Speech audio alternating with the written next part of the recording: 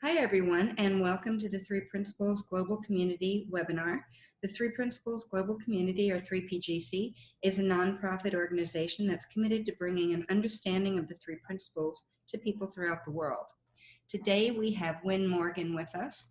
Wyn is a Three Principles practitioner based in Windsor, UK, and works with corporations and private individuals in every continent around the world. Having stumbled across the principles 10 years ago, he has completely changed his relationship to his own life and with himself. Wyn has been in the people development world for the past 20 years within organizations and as a coach consultant with his own business for the past 14 years. He is currently on the faculty of Supercoach 2020 and has been immersed in helping his clients navigate the current change in business and working situations, along with helping them be ready for whatever the new normal arises in the future. Wyn, I want to thank you so much for being with us today, and I'm going to go ahead and turn it over to you. Thank you. It's always such a joy to do these. Such a joy, because normally when I speak to people outside of Supercoach, where me and Marina, who's here with us today, where we talk and we observe and mentor people along with Michael, and lots of you have gone through that program that I can see on the screen here. Normally other than that, the people that I talk to are new to this understanding. They won't even be aware of the name Sydney Banks or the Three Principles. So talking to people who are aware of that is just a really nice and rare treat. So, and thanks to all of you for being here. It's a lovely turnout, and it does feel like it's a party that we're having virtually here on a Monday evening in the UK and Monday afternoon in various other parts of the world. So, so for the next hour, as you've seen from the subject matter, and when you and I talked a few months ago about what I might want to discuss, and I think we were messaging back in January, I think. Might have been before that, it might have been December, I can't remember. But I remember I was on a plane, which is not unusual, although it is now, and it has been for the past 3 months.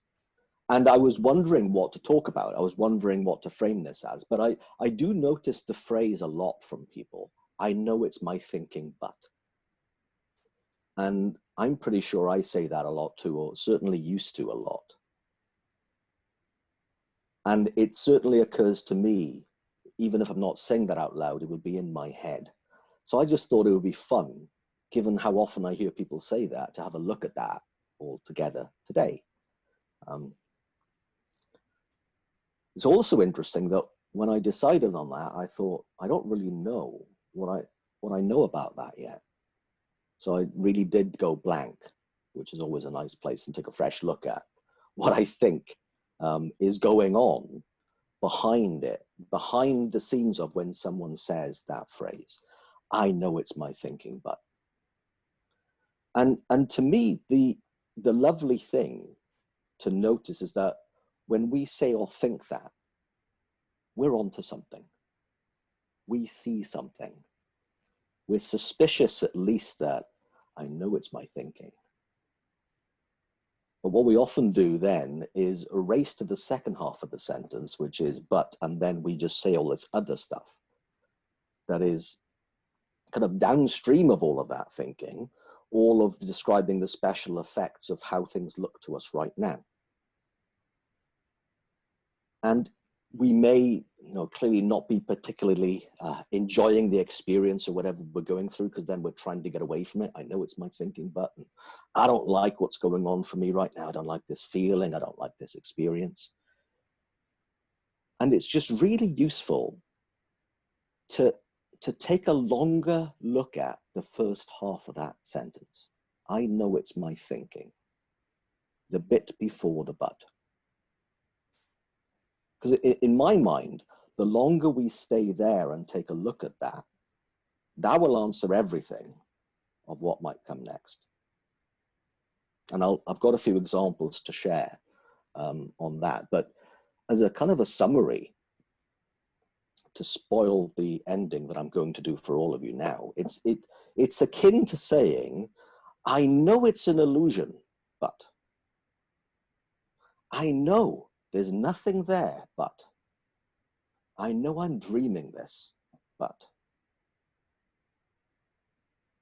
And when we look at it like that, and I'd like to share some examples of where you might also see that to be true, that those three statements have got a lot of validity to them. It makes less sense to spend more time digging in the weeds of what's after the but in that sentence. Because if I've made it all up, but anything after that seems kind of irrelevant. It's good to know. Good to know. So first lovely piece of news would be, if we're ever saying that, I know it's my thinking, but it's that we're suspicious. We're onto something really meaningful. But there might be more to see about thinking and thought that could be really, in my mind, invaluable and potentially life-changing, that then releases how tight the but is. So we can release an awful lot of that. So here's a couple of thoughts. So to me, when you look at what thought is and what we do in our personal thinking, is that it looks often to us as human beings that thought is real, that it's giving true information about what's happening out there right now. And the suggestion here is that maybe that might not be quite as true as it looks. It might not be real. So, example. Any one of us who is feeling bad about something right now, about something that happened in the past, the fact that we can feel bad about it now and the event isn't happening now, it happened in our past, is one way that thought brings the past to life, but it's not happening. It's not real. We're feeling it as if it's real, but the only thing happening now is now.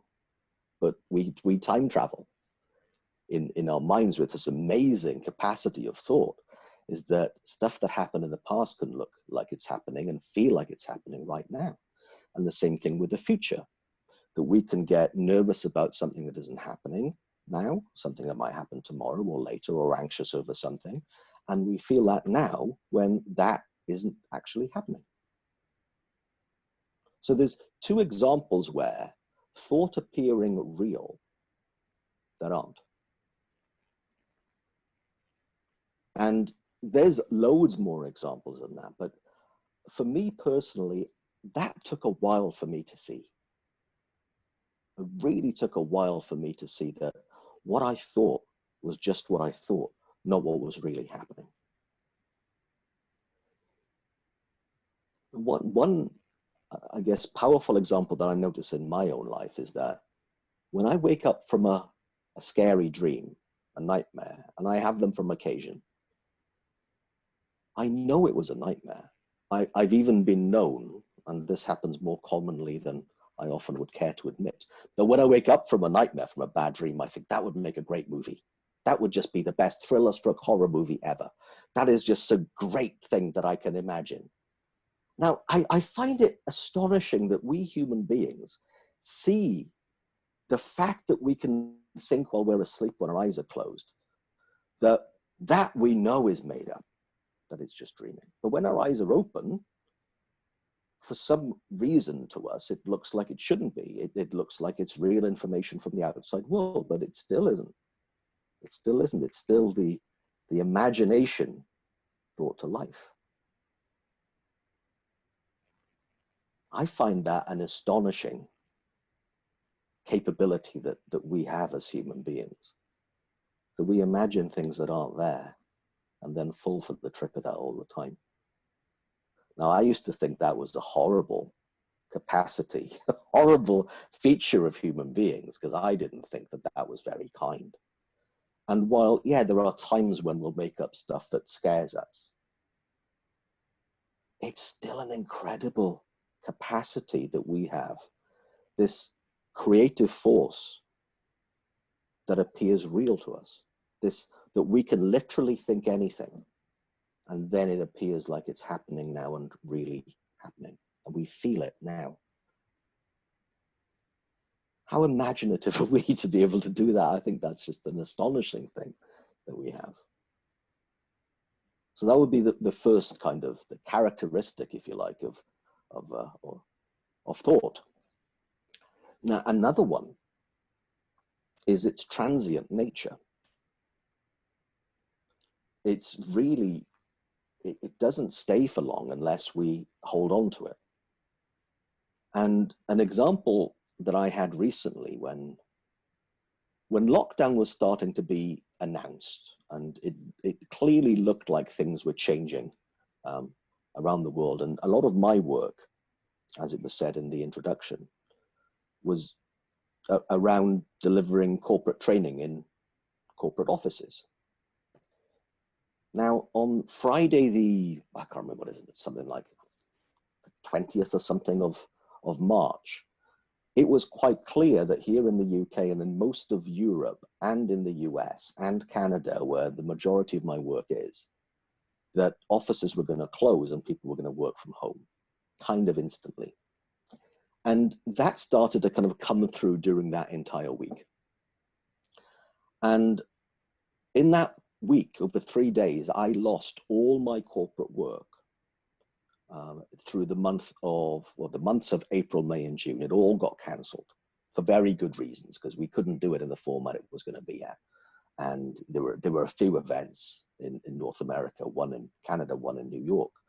That was going to be lots of people coming from different parts of the Americas, including South America, coming together. That clearly was no longer going to be happening. So best thing to do, of course, they cancelled it, and all that training, not just personal to me, all of that stuff got cancelled right away. And I was also meant to be working in Los Angeles that week. And the week after, I was meant to be there for 2 weeks. So it looked to me like my entire work, or 80% of my work, was just crashing down by the side of me. And I had a little bit of a freak out. Enough of a freak out for me to know that I'd be okay, but I still didn't feel particularly good. And I gave myself on the Friday, after the work that we were doing was virtual that week, we were able to do it, and in my mind, really well, and some of you were there for that. It was lovely, but then I had the weekend to really dwell on things and to get a little bit worried about how my business would be in the following 3 months. Because also 2 of the 3 big projects I was working on with companies were brand new. They were brand new corporate clients to me, and that I've been working on one of them since September, one of them since October. One of them, I don't know if it'll ever happen. One of them, it possibly will now happen in 2021. And on that Friday, I gave myself permission to dwell on things for the weekend, knowing that on the Monday, I would probably need to start doing some creative thinking and to start, figuring out what to do and how to make for this cash flow shortfall that had suddenly appeared in my business forecast. And I was sitting here in my office at home on the Sunday morning, even though I promised myself I wouldn't be doing any work, but I wanted to come in just to look at the books, look at the forecast, and just to get a sense of where I was at. And I sat here for probably 90 minutes, and another beautiful sunny morning. And I was looking out. There are French doors just over this side that go out to the garden, and a beautiful south-facing garden that I have here. So very lucky to have that during the lockdown that was announced the next day. And for about 10 minutes, I was dwelling and feeling really low and feeling pessimistic and feeling kind of trapped and really feeling the business that I'd lost and a little bit concerned. A little bit would be a slight understatement. And then another thought came into my head, which was, oh, Monday tomorrow. Oh, I'm going to go shopping because I earmarked being a good boy and flattening the curve that I'll go out grocery shopping once a week. And I gave myself the Monday morning to do that. Oh, I'll go shopping tomorrow. That'll be fun because I get out of the house. something else to do. And then I went, no, wait, Wyn, you're meant to be worrying now. Oh, yeah, okay. Yes, I'm meant to be worrying. And I went back into worrying. And then I had another thought, which was out of the blue. The thought was, I haven't had a pear for a while. I haven't bitten into a really ripe pear. I've eaten apples recently, but not a pear. And I was even imagining the juice running down my chin and the graininess of the texture and the beautiful flavor of the pear. And then I went, wait a minute, you're meant to be worrying. Come back to worrying, come back to worrying. And I worried for about 3 seconds and I thought, wait a minute. You're missing thought in action here, Wyn. So there I was worrying, then thinking of grocery shopping, back to worry, back to out of the blue, a thought about buying a pear, back to worrying. And I went, why would I need to just stick with one thing that I was thinking of? Given I could think anything, why would it make sense for me to do worrying? Because I knew it wasn't going to do me any good. I'd looked at the numbers to know exactly where I was. Nothing else was going to be helpful there. It was lovely to notice the transient nature that thought comes through, seemingly from nowhere, and with no idea what initial thought will actually be. And it clears everything when we let it. And then I just got a little bit more curious and laughed at myself, thinking, you know this stuff, Wyn. You know the transient nature. You know that we get tens of thousands of changes of thought every single day as a human being. And it was lovely to see that again in real time. Just over 2 months ago now, but it just feels like yesterday, that whole thing. The other thing about thought about how tricky thought is that thought looks really personal to us and we take it personally a lot of the time. Well, I've noticed that from people anyway. It's not we as a broad brush, but I notice a lot of us do, and I certainly have done and still do very frequently, probably more frequently than I'd like to admit, but here we are, being open. Yeah, I take things far more personally than I'd like to. And here's what I find curious about that. I know, and I think I talked about this the last time I did the webinar with 3PGC a couple of years ago, back in 2018, that thought looks real to the person who thought it. I know that. But then what I've done in the past is then I make that I'm to blame for that I shouldn't take thought seriously or personally. I think I should do better, I should know better, I should get over myself quicker. All of that stuff comes up when I'm not really enjoying the experience I'm in and I'm taking things personally.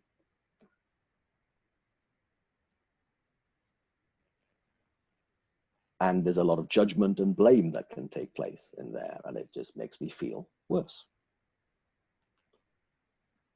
This is what I find interesting about us as people.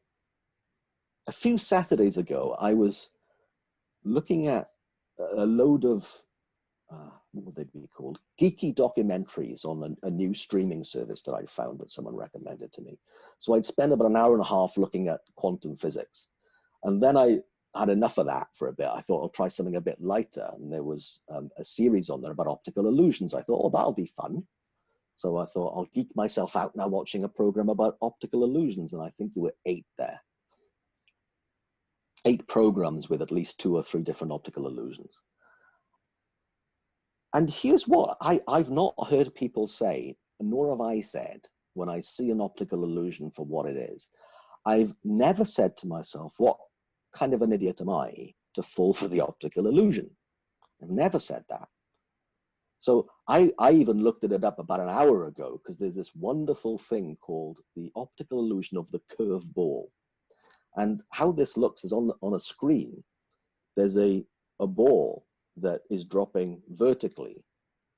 But if you look off to one side, if you keep staring here, the ball looks like it's curving away. It's the optical illusion of that. Now, I've looked at that, I don't know, 50 times, and I've never thought I'm an idiot for falling for it, because that's just how that illusion works. But thought's the same. The illusory nature of thought's the same too. It just looks really real.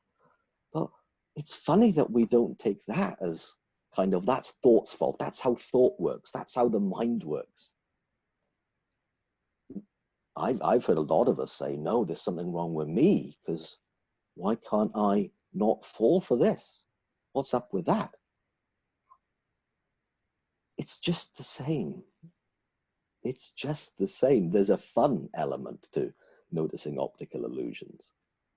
But because for whatever reason, it looks like it's us, not thought, doing thought stuff, and the mind doing what the mind will do, and the tricky aspect of when we're in a certain low mood, a level of consciousness is low, then thought looks more real. We take all of that personally as if it's me to blame. When the truth of it is, all those things are true for 7.8 billion people right now on planet Earth. All of those things, there's nothing personal going on there. I find that just gorgeous to notice, and then humorous that I will then still get tricked by it, and then still sometimes take it personally that I get tricked by it, and then still think, well, why don't I spend more time looking at the first half of that sentence? I know it's my thinking, and less into the nonsense after the but or after the comma. So that's what I wanted to share first of all. And there's a passage in The Missing Link by Sydney Banks that I just really love. And when I read this again for, I don't know, the third or fourth time recently, cover to cover, there's a bit in this that in my mind speaks a lot to what I've just been pointing at. When you start to see the power of thought and its relationship to your way of observing life, you will better understand yourself and the world in which you live. To find that which you seek, discard all thought that there is a separation between spiritual and the physical world. It's page number 52. Just had a message to say what page number is that. Page number 52 of the hardback version of The Missing Link. Because I remember having a discussion about thought with a dear friend and colleague when we were running a retreat. And he was saying, that's very interesting, but it's very cognitive. And what do you mean? Well, it's very kind of like psychological. I went, oh, I see, everything I've said is totally spiritual. The fact that it is, everything is totally beyond us and through us, and we're just the vessels by which, the prism by which the impersonal thought, the creative force of the universe, then gets split into all its different made up meanings that we then make. I find that an extraordinary dance, that we are that kind of prism between any thought and then splitting it into how it looks to us. I find that an extraordinary miracle.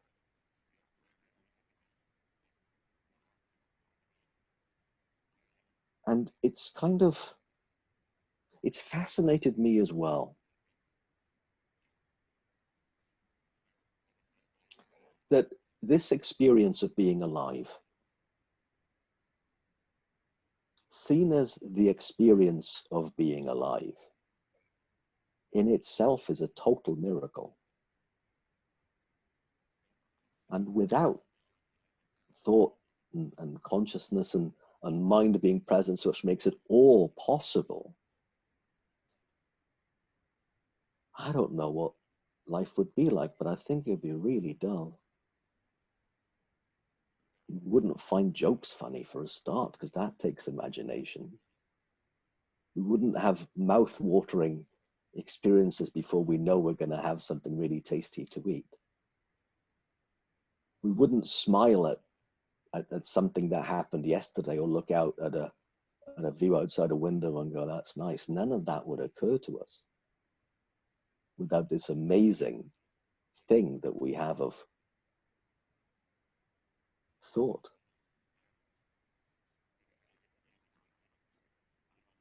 So it feels a little, it's almost like we do thought a disservice and life a disservice when we buy into that sentence, I know it's my thinking, but. And on the other hand, it could say is, I know it's my thinking. Isn't that amazing? Wow.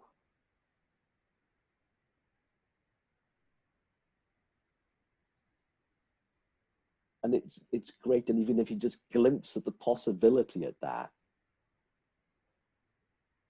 and just notice there's more to see in the first half of that sentence, I just think there's a lot that, for me too, a lot more wonderment to be done or to be seen in life, and this amazing capacity of being alive that we have for a short period of time, apparently, in this physical form anyway, as opposed to then trying to resist everything after the but or everything after the comma.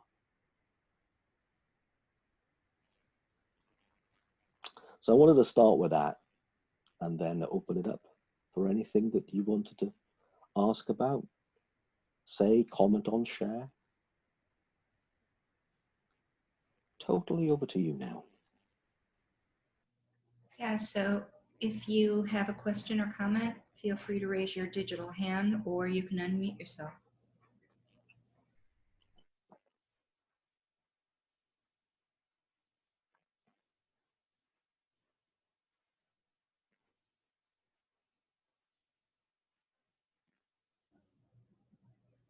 Thank you, Lydia. It's so nice to see so many of my friends here spending an hour to hang out. And people I've not seen in, some of you for so long. Well, all of you for so long in actual physical form. Hello. Hi, Blair. Hello. Can I get recorded because I'm trying to sound like Wyn, but no, the voice is gone now. You're getting harder and harder to do as a voice, by the way, because I just can't. I'd only be in caricature if I was doing it now. So I'm going to have to just let it go for now and spare everybody the embarrassment. I'll do it for private video. When I just, sorry, this is a serious occasion. I'm being a bit silly. I just thought I'd add thoughts on something that happened tonight with what happened on Thursday, and just to sort of like see what you think about it. I was on another course with Michael Neill on Thursday, and I let out a lot, and I felt brilliant for it. Well, it seemed to count for nothing tonight when I was, for the last 2 hours. My brain just went like that again. And in that time, I was, just to give people a background, I've kind of got OCD. Well, I don't like classifying it.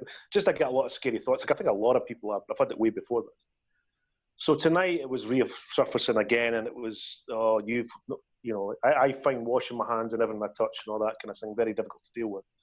And so I can think I've killed somebody tonight by just touching this, or somebody's going to die because of that. And it's pretty difficult to deal with, very, very difficult to deal with.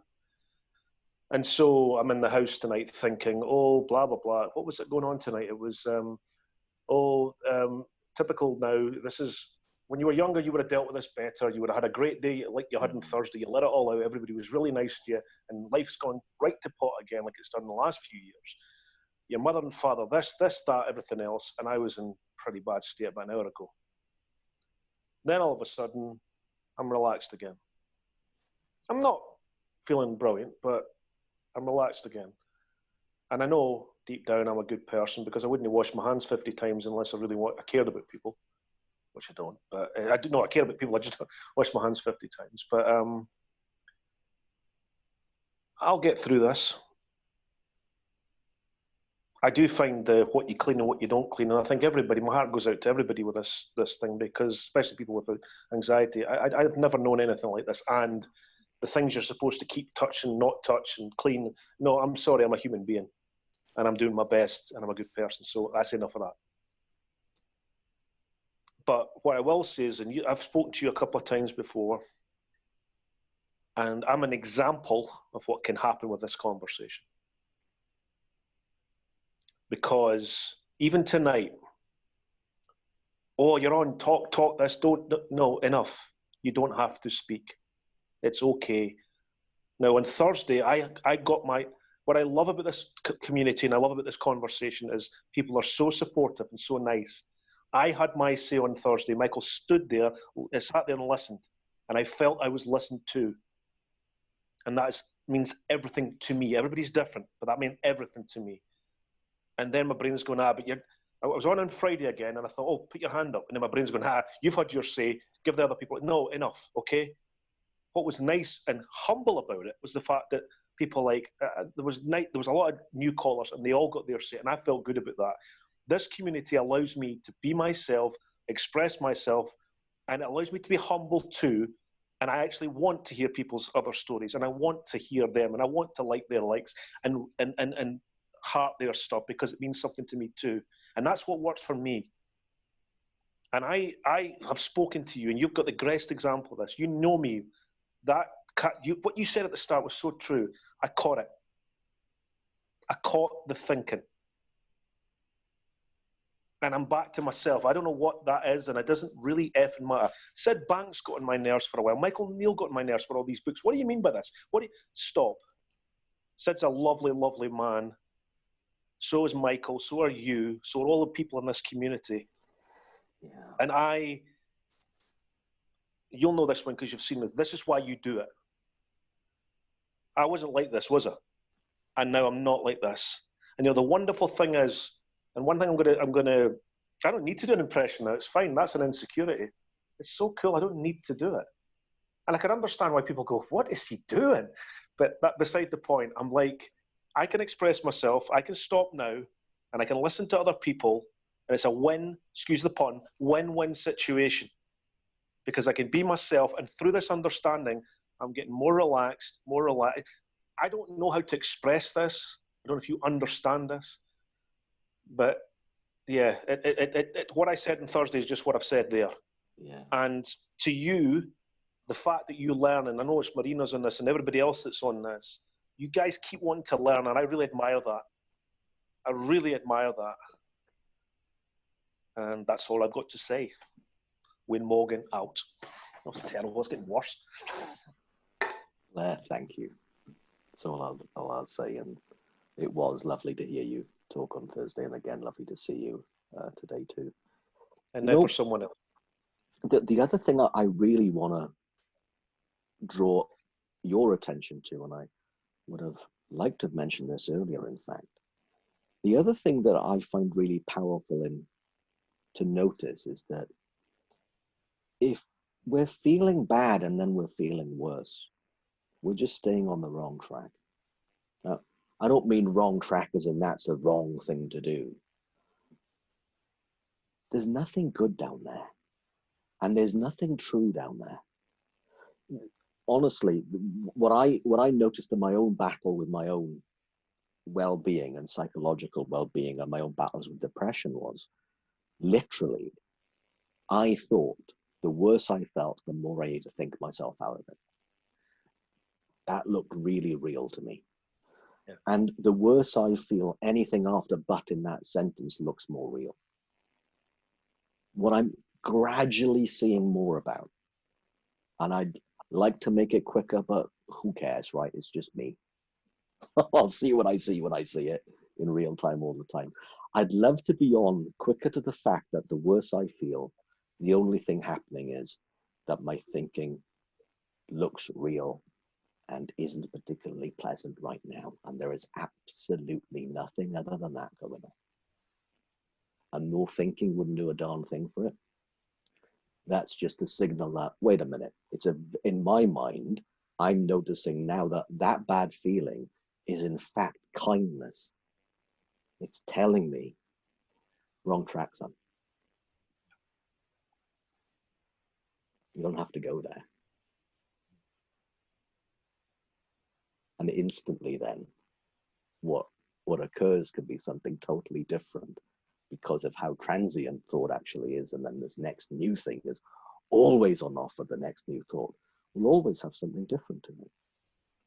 It's beautiful to notice that even a feeling that we don't like is intelligent. Beautiful, right?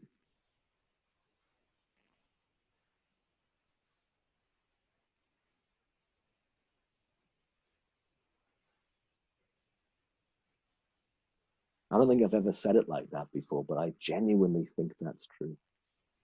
Genuinely think that that's true. Thank you, Blair. Thanks, and thank you to everyone on this for letting me say that. I appreciate that. Thank you. Ida?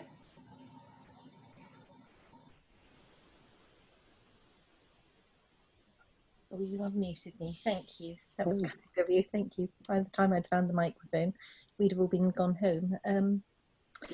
Wyn, when your head's been full of an unhelpful narrative for the bulk of your life, and you suddenly get an insight into how unhelpful it's been,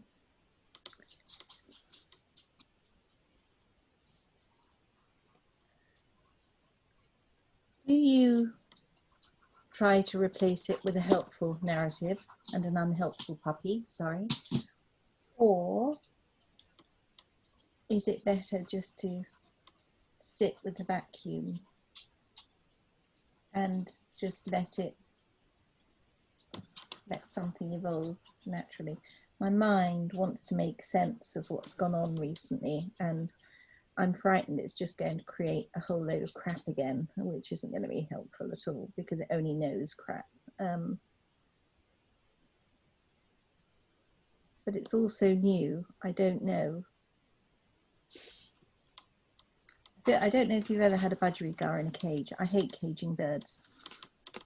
When you clean out a budgerigar's cage, you slide out the bottom, and so the cage is just, there's no floor.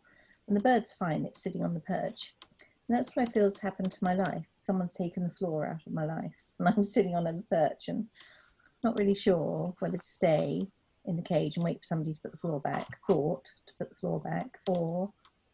you know, to sort of have a little dally outside. Does that make any sense still? It does make sense if there was such a thing as a cage. Yeah, okay.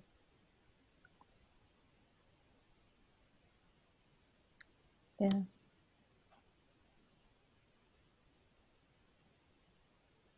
I didn't see the cage until the bottom fell out of it, and yeah. I feel genuinely lost without the narrative.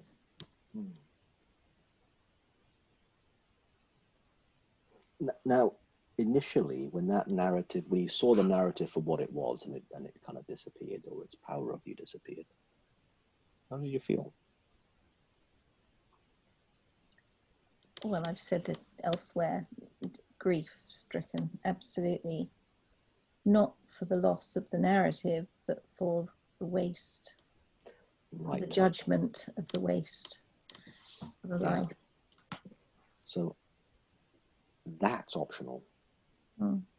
Now, I don't mean necessarily you're choosing that consciously to therefore say, I'm going to choose the regret part of it.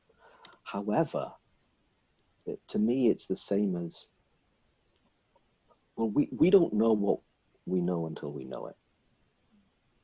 So let's say you and I were in a pub quiz, okay? And the question was, what's the capital of Bolivia? And you and I didn't know it. The next day, would we give ourselves a hard time of not knowing that? I give you a hard time because you say you like geography, so I'd have been relying on you, Wyn. I'd rather you give me a hard time because I'll just do that with that. That's fair enough. It's La Paz, I do know. But however, but you get the point. So we don't know what we don't know. And then when we know it, it doesn't make sense for us to give ourselves a hard time for not knowing something until we do. So have you ever looked anything up on Wikipedia, just for curiosity's sake?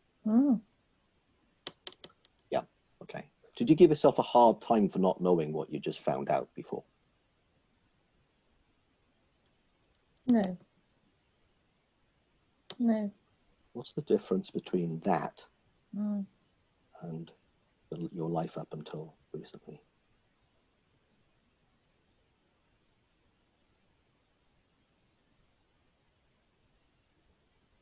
Well, there is no difference. I just cannot grasp why we're so horrible to ourselves. Or is that just me? Oh, I can really relate. I can really relate. And if you've ever heard any of my sharing of my life, yeah, I can relate to that. But we're innocent of anything that we don't know and understand until we know and understand it. Mm.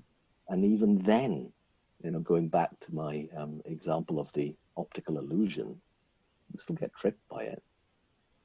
But it's the human, impersonal, everybody, all the time, and how thought works and how the mind works that's at play doesn't mean it's Etta's fault. So is there anything in your experience with this at this stage which just feels like a nuclear bomb's gone off, really? Everything's different. Is there any mileage in trying to create a different narrative to fill the void, or just be quite happy that it's all empty and meaningless? Well, I wouldn't want to tell you what to do. No.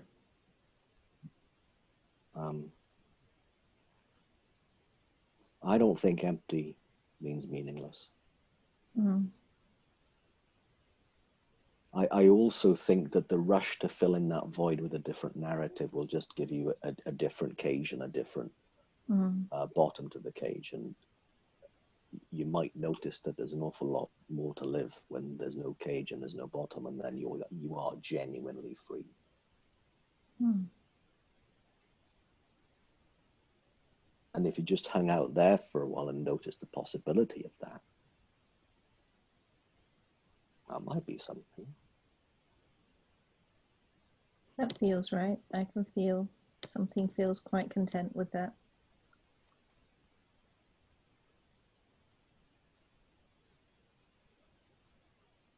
Thank you. The other thing I'd love you to know, you can't get this wrong. Oh, bless your heart. You can't, because it's impossible. It's impossible to get this wrong. Nothing for me to feel I failed at again then. Right, yeah. Thank you. Thank you, Wyn. It's lovely to talk with you, it really is. Thank you. Thank you. Can I hear it? Yeah. Hi. Hi. Good, you can hear me. Can hear you now, yeah. Yeah. Thanks. So, a bit of a financial situation right now. And I noticed that last week, the moment that I knew that I was awake, there was also panic. So, and this happened several days in a row where I'd wake up and there was already thinking happening that was very frightening. So I was waking up with some panic. And I told myself, okay, there's that thinking again. I'm having panic. But that didn't seem to bring relief. And I noticed that my mind wanted to change the channel, to think differently, and it would tell me, don't buy into it. But still, I was waking up with panic. And I think the last day of last week, I just said, okay, I'm just going to feel this panic. I'm like really going to feel it. I'm not going to try to run away from it or be frightened of the panic. And then it wasn't pleasant, but it wasn't horribly unpleasant. Just a very low vibration energy that was sitting in the body for a while. And I told myself, okay, you're not going to say it's just a thought. You're not going to try to get yourself out of it. Just notice it. Don't do anything about it. I don't think I had any fresh thinking that came up, but I was willing to let it be. And be with it, but not be it, but allow it to run through this body. It was not fun, not comfortable. But since then, I've not had, I haven't had those mornings. Wow. Yeah, but I didn't have fresh thought. I mean, I could have probably, been in my bed with this for like, I don't know, 30 minutes, but no, I had to get up and get stuff going, so I did. But I just wanted to share and see, what your thoughts are about that. Well, I think that's a beautiful thing to share, and in my mind, and I don't know if what I'm going to say is true next, because I'm not inside your head, and I wasn't there when all of this happened. But you had a fresh thought about panic. You knew, oh, I'm not going to do this, I'm not going to do that, and tried this, tried that. I'm going to see what it's like to just be it for a bit and see what it's like. Oh, this is just a low vibrational energy right now, and you get on with your day. Because you did that fresh thought. Now, it might not have been the insightful thought that's released panic forever. I don't know if that's on offer. Mm-hmm. But at some point, you probably made yourself something to eat. Yes. At some point, you took a sip of a drink. Yeah. Yeah. Well, what's behind that? That has to be thought, right?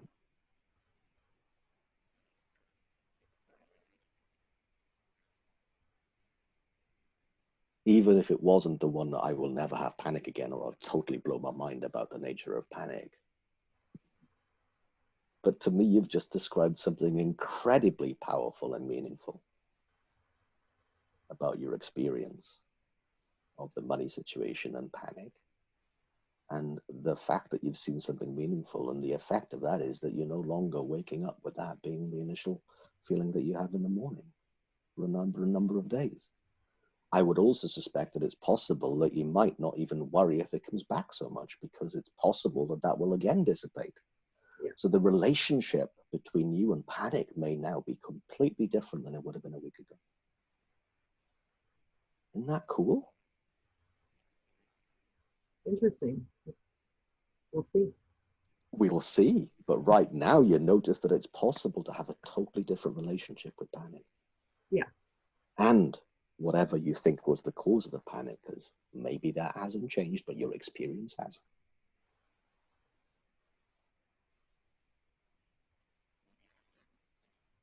I hear you. Good to know, right? I wonder how that'll play out.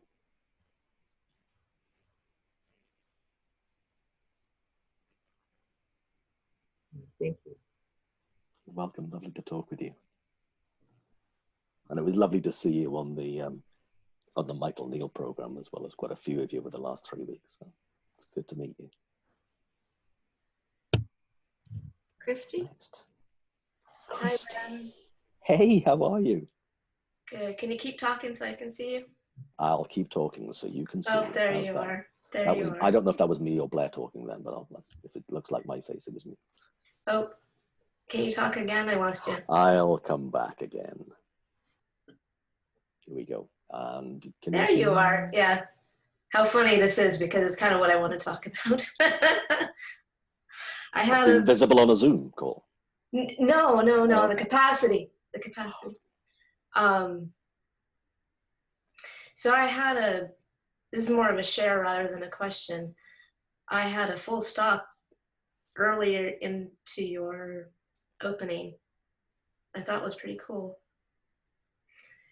I know it's my thinking, but, and then blah, blah, blah.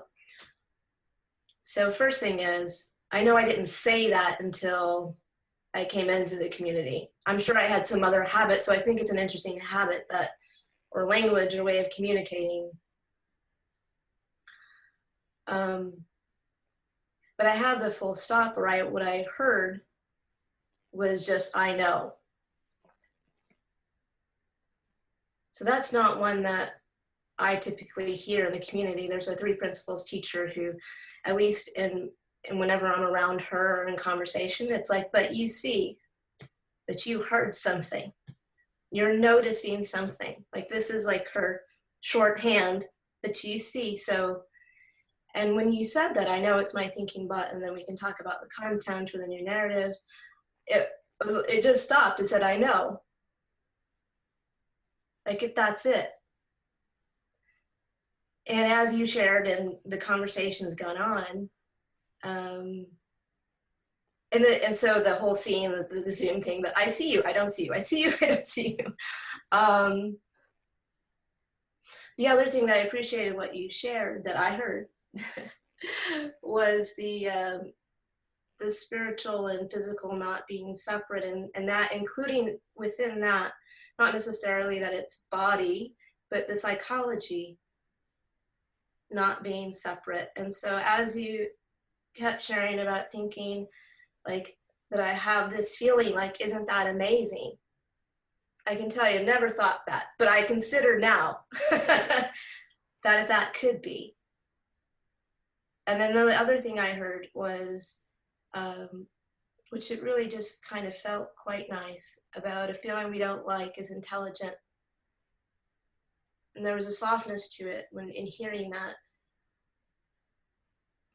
because I don't know that it can be anything but intelligent.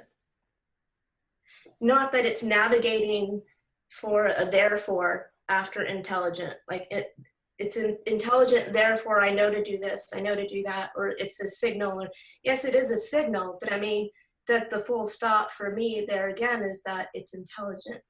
Yeah.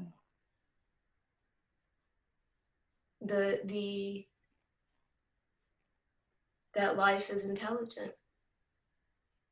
Not even the energy behind life, that life, it's like it's the same. It's not really behind anything. I mean, to me, it's not separate in that way, that it is intelligent, that life is intelligent. And so when you said that film we don't like is intelligent, it just felt kind of ordinary, but soft and true. Yeah. Heck of a thing to notice, isn't it? Yeah.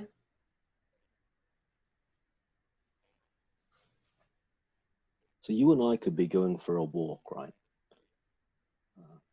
Go for a hike near where you live in Palos Verdes, and we notice that we're going through this one path, and all that's there are brambles and thorns, and it's cutting our skin, and we think we'd know better than carry on. We just think, wait a minute, what kind of path have we chosen on here? Let's go somewhere else. Where we turn back. But for some reason, when we are getting that kind of bad feeling for ourselves, when we go down a specific path of thinking, we think there's something good there. And I have no idea really why, but it clearly isn't right. It clearly isn't going to be goodness at the end of the badness. It's kind of interesting, or at least, I don't know if it's true, but at least that experience of going through the thorny path is totally optional. When we notice, wait a minute, this path isn't good, we don't have to go there. I think it's the same with our own narrative. There's nothing true there. It feels bad. Get the heck out. But no, you and me, I know enough about you and enough about me to say, oh yeah, we go there. Headlong, down the brambles. Curious. Thank you. Thank you. Nice to see you. Good to see you. Glad we could talk. Me too.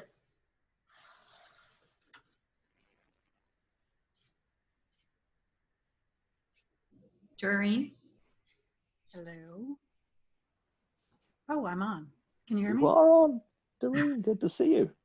Good to see you. So much great stuff coming up. I love this. I love what Christy just said with, I know. That landed really well. And yet, I thought, yeah, but I only know when I quiet the fuck down. Anyway, I also, it struck me what Etta said about waste, because surprisingly, that had been a theme that's been coming up for me over the last 2 weeks. A friend of mine, really close friend of mine, so he knows me pretty well, and I told him how much I hate shopping. I've always hated shopping. I don't like clothes shopping. I don't like going into stores. And he said, I think that's a self-worth thing, that you don't think you're worth what you're buying. And I said, yeah, I get that, but I don't think that's it. And what I came up with, I didn't come up with it. I believe I discovered was, I've got this thing about wasting.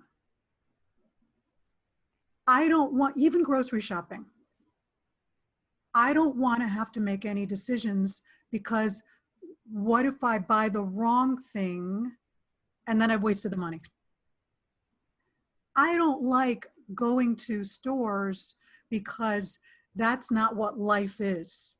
I have to go to stores to get stuff in order to live life, and I don't want to waste any time. So I've got this deep hang up, apparently, about wasting time and wasting money. So as that came to the surface, I started to wonder if that was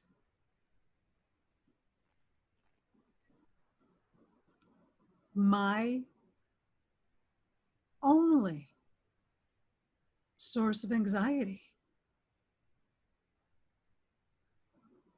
And there was kind of a relief, because I'm good with the thinking thing, right? I can catch that, but I didn't catch this, which also has me falling in love with these discussions, because I know there's even more. I don't know what I don't know.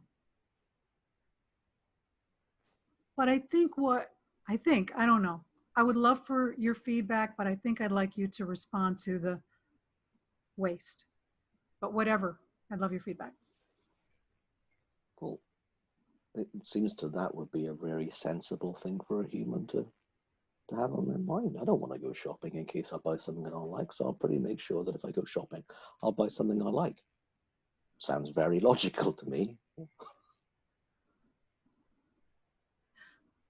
I think it comes back to what I didn't know because I just heard it when Christy said it. That I don't have to be afraid of buying the wrong thing, because I know what to buy. Yeah. Wow, isn't that a novel concept? Yeah, and there's also a concept of returns. I mean, who knew? I kind of know what I like, so I'll probably buy that anyway. And if I figure out that I don't like it, I can always take it back. I mean, yeah. it's just, again, isn't that lovely to notice, Doreen? That you're wiser than you give yourself credit for, even there. I don't have to worry about that. I'll just buy what I like, as opposed to look for all the stuff I don't and take that home. The stuff I don't need. Yeah. And what's underlined this for me is I've taken advantage of David Beeler's business of Homeside Fresh, and I just get a bag of produce delivered. I don't know what it's going to be, and that is so much more freeing to me. I'm like, let's see what I got, and I'm discovering vegetables that I've never cooked with before. It's instead of having to go buy the things that I already know how to use. Wow, this is getting real deep for me. Well, are you seeing something new right now? Did you say why? No, are you seeing anything new right now? Yeah, because I think I am. I don't know if I'm just seeing a new metaphor of the idea of being afraid to make a wasteful decision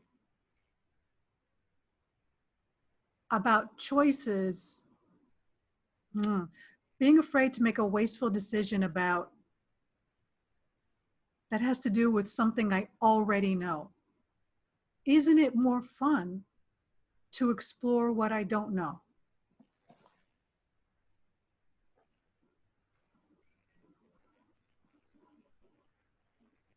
Or isn't it more right to step away from what I already know?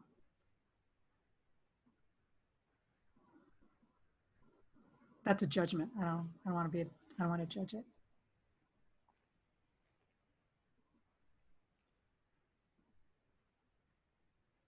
Now you strike me as if the fun one was a really nice, where the way you talked about that was, it had aliveness to it. Oh, fun. That's worth following. Yeah. Don't have to follow it, but I wouldn't know what, why we wouldn't follow something that's fun.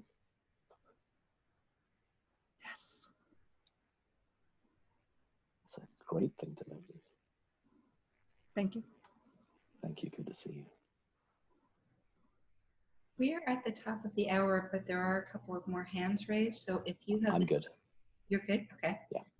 So, Amy, whoops. See if I can unmute you. Amy, can you unmute yourself? Because for some reason it's not working for me.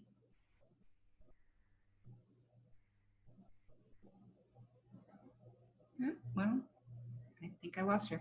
Okay, then Melanie. Hey, Wyn. Melody, how are you? I'm great. How are you? Really well, thanks. Happy birthday for last week. Oh, thank you. Well, what I wanted to kind of chat about is, first of all, I've noticed during this pandemic and quarantine that I've had this opportunity to really come home physically and also, come home to myself, to get quiet, to, have some really amazing things that have happened creatively in the world of form. I've, just a lot of stuff has happened. I felt sort of an intensity during this time of just that it's an opportunity. But what I've noticed recently is that even in the midst of what seems like this sort of growth in me, I have this unrelenting personal drive to be in full expression of my capacity and gifts.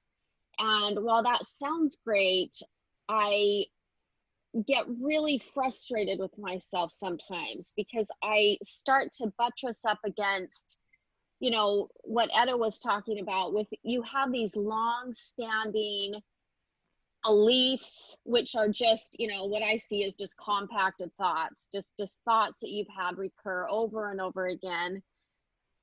And I have one of them that I have is that I feel like I'm not, and it's sort of embarrassing to admit this, but it's like I'm not intelligent enough. I'm not smart enough to do the kinds of things that I want to do in the world, and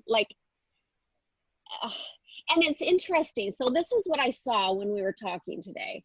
And I wanted you to speak a little bit more to it. I've had this thought before, I've had this insight before in tiny little waves, but it's like there's some things that are more transparent. There's some beliefs that we have or thoughts that we have that we can kind of see through more easily. And then there's some that are really opaque. And it's like, it's a thought, but it looks so much more, opaque than other thoughts. And this one is really pretty, it's kind of opaque to me.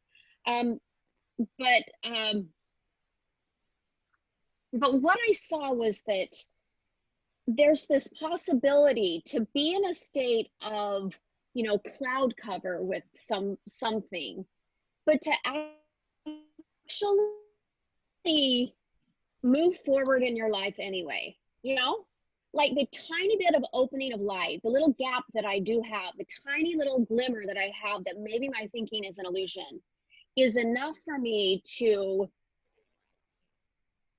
just walk forward in taking action towards what I want anyway. Do you know what I'm saying? And so that was a good insight for me. So why don't you just say maybe a little more about that? Anything you've seen or? I find it glorious that we can see, hey, this is opaque thinking, but it's still thinking. It just looks opaque. Mm-hmm. We see that. Going back to what Christy said of that one teacher, it's Elsie. And I think pretty sure that's what Christy was thinking about. Elsie's just really great at that. We see more than we think. Even when it looks cloudy, we know what the clouds are made of. And that's enough. There are so many things in my life I wouldn't have done if I hadn't seen through or hadn't been suspicious over opaque thinking. Now, it doesn't mean that it's going to be that everything that we do is going to turn to gold and be a blazing success. That's never in the cards of everything that we try. Even if we think we're really great at it, doesn't mean it'll always work out in the way that we'd like it to. But the fact that you can see for yourself, well, this is opaque thinking about my intelligence, about something I want to do, but what's that going to do with anything? You see it's opaque thinking, free path. Yeah, it's like we don't have to wait to have crystal clear thinking.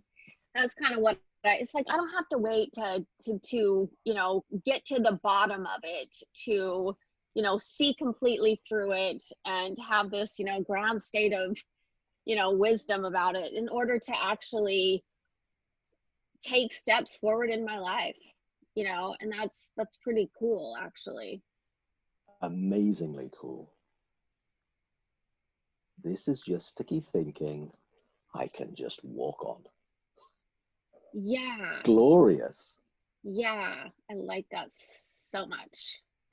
So yeah, so anyway, that's kind of what that's what I was up against this morning, more than typical. And I thought, I'm gonna get on the call with Wyn and just see my way through a little something. So I really appreciate you doing this today, and it's always wonderful to see you. Lovely to see you, and give my love to your family too. Say hi to them all. I will, thank you. Take care. Okay, we have Amy back, so let me see if I can unmute you this time. Amy, wait a minute. You know, you might have okay, there we go. Hello. I was hoping you'd be able to come on. How are you? I am so well. Good.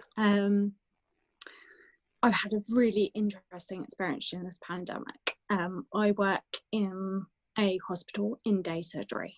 I was also in Spain when they went into lockdown for 3 days and didn't know if I was getting back. But I got back. And then I went into work and was told, oh, you've got to cancel all of the patients on the elective lists for the next 2 months. And I was like, okay. And they were like, all you've got to do is phone the booking team and the booking team will do everything. But I had this sudden realization, what was I doing for 2 months? For those that don't know, like, I work on reception in day surgery. So, like, what was I doing for 2 months? Because I have no patients. So instead of getting in my head about that, I just wrote an email to pretty much every top person of every department, said, I'm free. What would you like me to do? I think I've done about 12 different jobs during this pandemic. I was a security person. I was a porter. I was a healthcare assistant. I have swab tested people. I have mopped floors. And my most brilliant day, although I didn't know it was going to happen, was actually working in an ITU. I decided after 3 weeks of having COVID myself that I wanted to give back and I wanted to be a healthcare assistant for a day. But I wasn't going to go and work in the COVID ward. Don't know why, but that's what my thinking. So I put myself on bank. And they phoned me up and said to me on the day, like at 7, and we're supposed to start at 7:15. Amy, we don't need you on the COVID ward. We need you in ITU. And I freaked out. Now, for those who don't know what ITU is. So it's intensive care.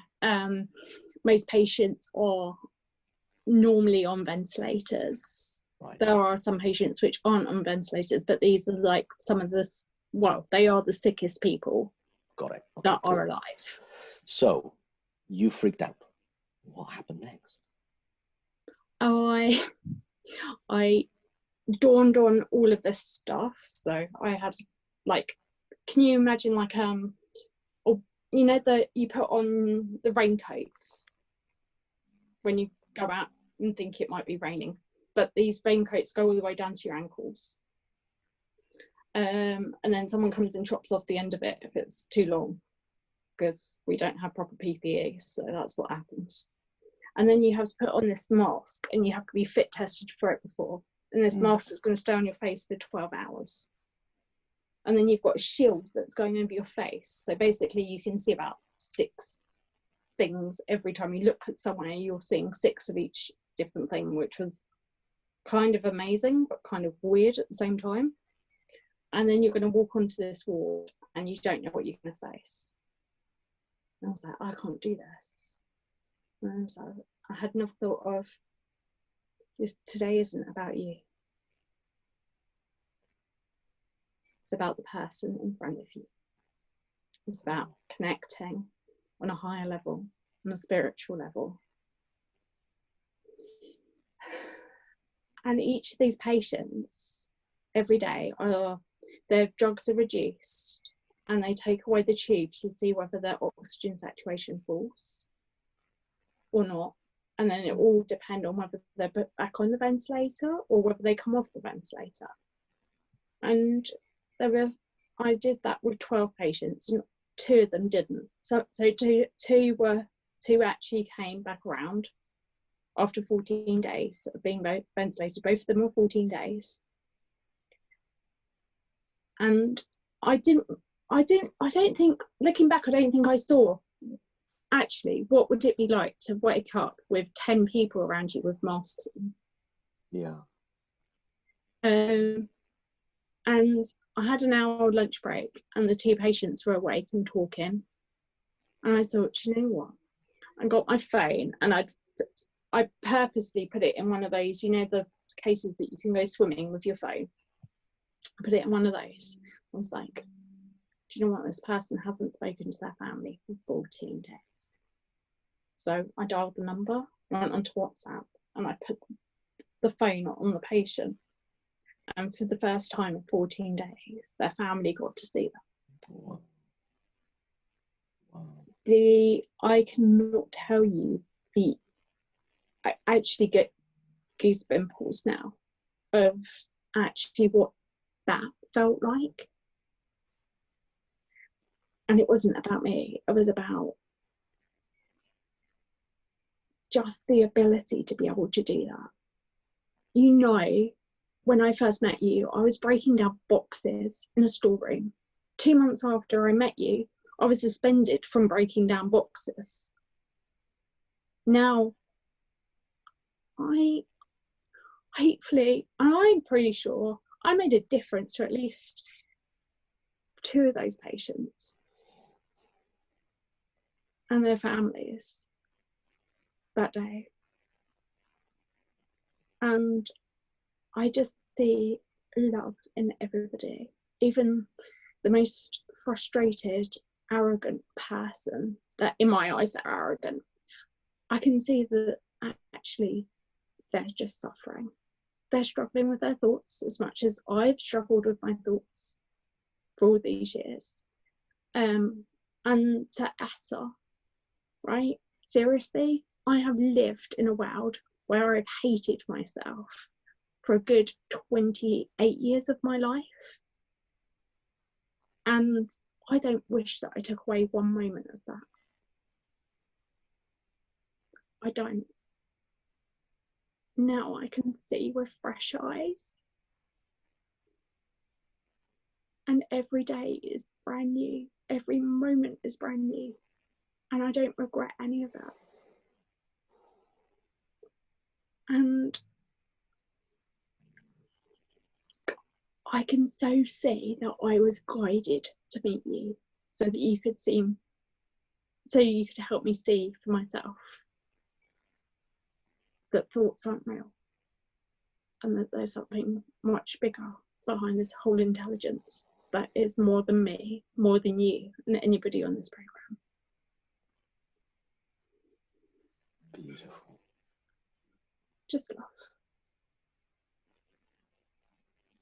Beautiful. That was so gorgeous to hear. Thank you, Amy. Thank you.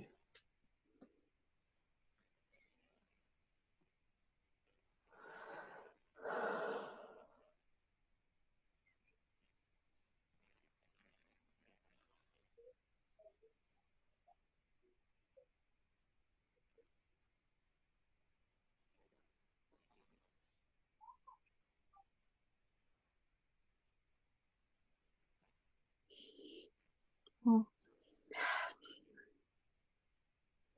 It's just an amazing example of really waking up to who we are.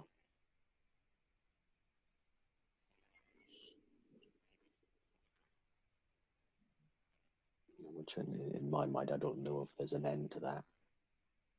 I just think that's a wonderful unfolding of seeing more deeply about who we are beyond what we think we are and our true essence. That is really something to behold. That is, yeah, you're right, love. That's what we're left with when all of that stuff fades away and we just notice the essence of that. Sounds even sometimes a little strange to say it, but that U2 song from 1991, I think, One Love, right? And well, Bob Marley wrote a song with the same title. Absolutely true. I've noticed enough of that for me to think that that must be what's underneath all of this. It's above my pay grade, but you know, you get a glimpse of that, and it's difficult to unsee that. Really is. Thank you. Good to see you.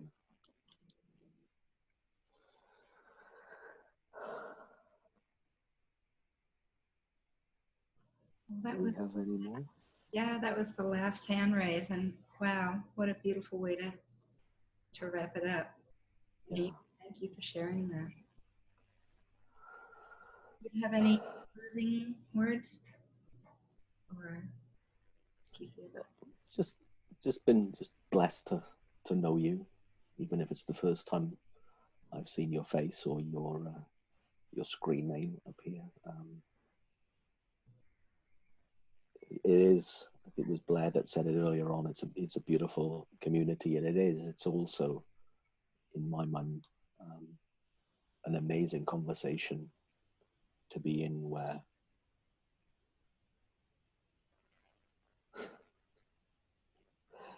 it makes sense of life and it makes life absolutely amazingly beautiful, and you know, a blessing to be born, as opposed to what I did think for most of my, well, certainly for the first 40 plus years of my life. I didn't think that. I didn't even think it would be possible for me to think that it would be a blessing to be born. It's absolutely true. And if that's what this does to me, and you'll just keep looking more, and you know, if there's stuff that made sense, great, and if there's stuff that didn't make sense, see what you notice to be true for you, because that's the only thing that's gonna make any shifts. And keep getting curious and get on to that really lovely feeling, because there's more to be seen in that expansive feeling, as opposed to the bramble laden trail that we can sometimes go on thinking there's something juicy at the end of it. Don't have to go that way. The juice is there all along. Stay in the juiciness. Who knew that would be the final thing I'd say? Wyn, thank you so much, everyone. This was great, Wyn, really, thank you. And just for everyone, next Wednesday, we are having a webinar with Anna Holmbach. So hope you can join us right then as well. Anna's a treat, so you'll love that. Yeah, she's a dear friend, so I'll tune into that too.